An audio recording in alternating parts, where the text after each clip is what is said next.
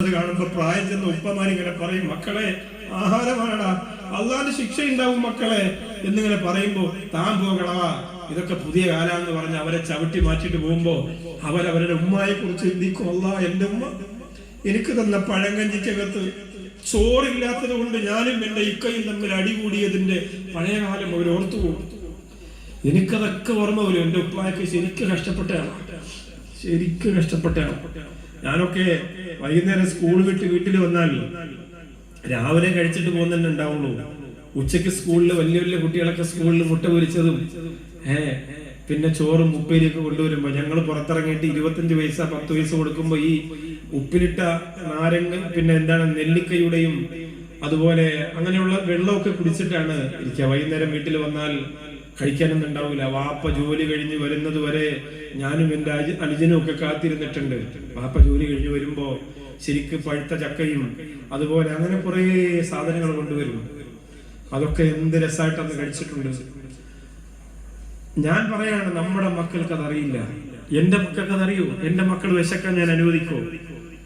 ഫോണിലൂടെ ഞാൻ വീട്ടിൽ വിളിച്ചിട്ട് എന്റെ മക്കൾ ഫുഡ് കഴിച്ചില്ല എന്ന് പറഞ്ഞാൽ എന്റെ കണ്ണ് നിറയും. നമ്മളാരും മക്കളെ വിശക്കാൻ അനുവദിക്കൂല. നമ്മുടെ മക്കൾക്ക് വിശപ്പറിയില്ല. പക്ഷെ നമ്മൾ അവരെ ചേർത്ത് വെച്ചിട്ട് പറഞ്ഞു കൊടുക്കണം പഴയ കാലത്തിന്റെ നമ്മുടെ കഷ്ടപ്പാടിന്റെ കഥ അവരറിയണം.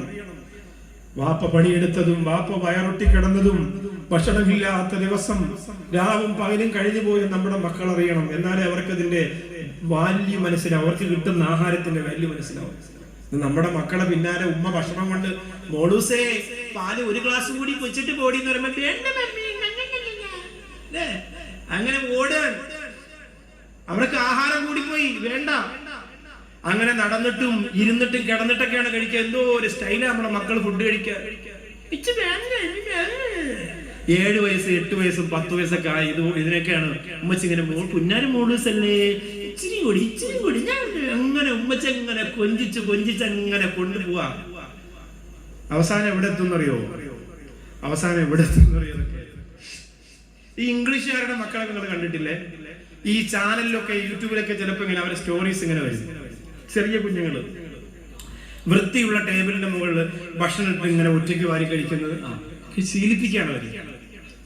അവർക്ക് സ്നേഹത്തിന് പരിധിയുണ്ട്, നമുക്ക് പരിധിയില്ല. കുറച്ച് പൈസ കിട്ടി ഭർത്താവ് ഗൾഫിൽ നിന്ന് ഇങ്ങോട്ട് അയച്ച് നമ്മൾ 2 വിസിറ്റിന് ഗൾഫിലൊക്കെ പോയി 6 മാസം 7 മാസം നമ്മളവിടെ പോയി നിന്നാൽ പിന്നെ നമ്മൾ ഭൂലോക ഏറ്റവും വലിയ സുന്ദരിയെ പോലെയാണ് നമ്മൾ നടക്കുക, ഏറ്റവും വലിയ രാജ്ഞിയെ പോലെയാണ് നമ്മൾ നടക്കുക. അവിടെയാണ് നമുക്ക് പിഴവ് പറ്റുന്നത്. ഉഹുദ് യുദ്ധത്തിൽ പോരാടിയ ഒരു മനുഷ്യൻ, അയാളുടെ വയറ്റിനകത്ത് കല്ല് വെച്ച് കെട്ടിക്കിട്ടാണ് യുദ്ധം ചെയ്തത്.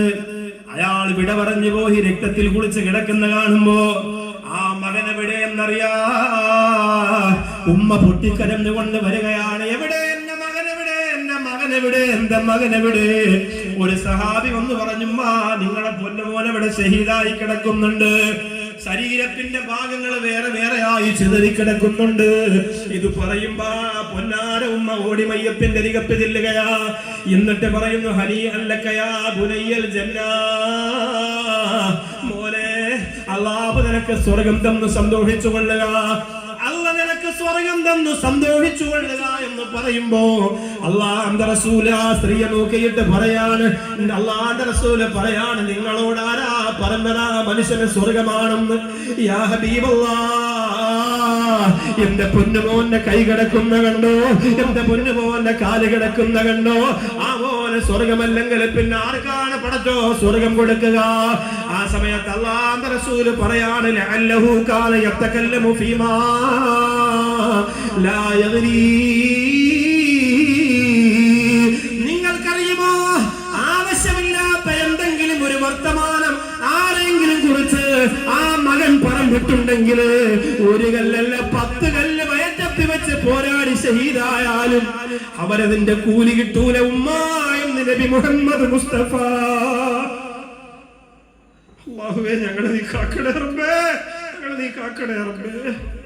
ഒരു വാക്ക് ആവശ്യമില്ലാത്തതൊരു സഹോദരനെ കുറിച്ച് പറഞ്ഞിട്ടാണ് ഇയാൾ ഇങ്ങനെ പോരടിച്ച് ഉഹുദിൽ ഇങ്ങനെ മരിച്ചതെങ്കിൽ ആ മനുഷ്യന്റെ കൂലി കിട്ടൂലെന്ന് അല്ലാഹുവിന്റെ ഹബീബ് നബി മുഹമ്മദ് മുസ്തഫ.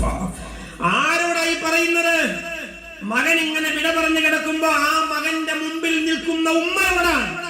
അങ്ങനെ പറയണമെങ്കിൽ ഗൗരവം അത്രമേലുള്ളത് കൊണ്ടാ പറയാ, അല്ലെങ്കിൽ കാരുണ്യത്തിന്റെ തിരുദൂതരങ്ങനെ പറയൂ, അത്രമേൽ ഗൗരവമാണ്.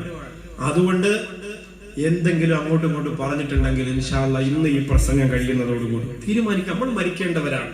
ഒന്നും ചുമന്ന് കവറി കൊണ്ടുപോയിട്ട് ഒന്നും കിട്ടാനില്ല. എത്ര ബന്ധം, എത്ര ആവട്ടെ, ആരൊക്കെ ആവട്ടെ, എന്തൊക്കെ ആവട്ടെ, ഇവിടെ വെച്ച് അവസാനിപ്പിക്കാം.